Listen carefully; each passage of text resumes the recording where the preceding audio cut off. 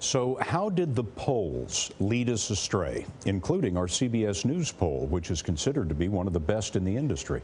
Anthony Salvanto is our Director of Elections. In other words, he is our polling expert. So, Anthony, the polls got the popular vote nearly right, but missed badly on how the states were going to fall in terms of the electoral vote. What went wrong? Well, if you look at the states that were polled right up until almost Election Day, they showed the tightening toward Donald Trump, including our own, very tight in places like Ohio and Florida.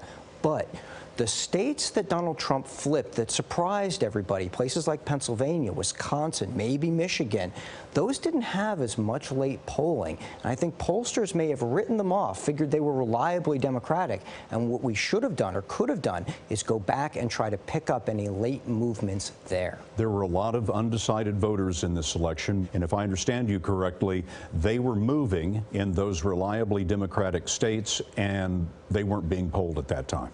Well, what we saw in much of the polling was this movement towards Donald Trump, which in fact ended up continuing right through Election Day.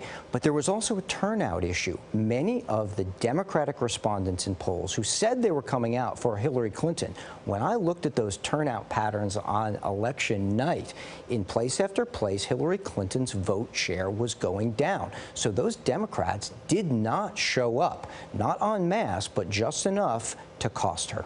They said they were going to go to the polls when the pollster asked them, and then they didn't show. Exactly.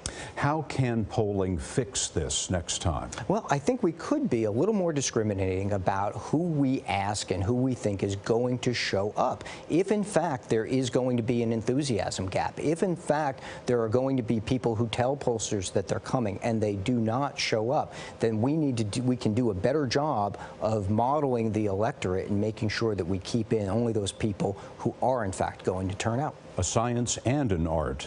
Anthony Salvanto, our Director of Elections. Thank you, Anthony. Thank you, Scott.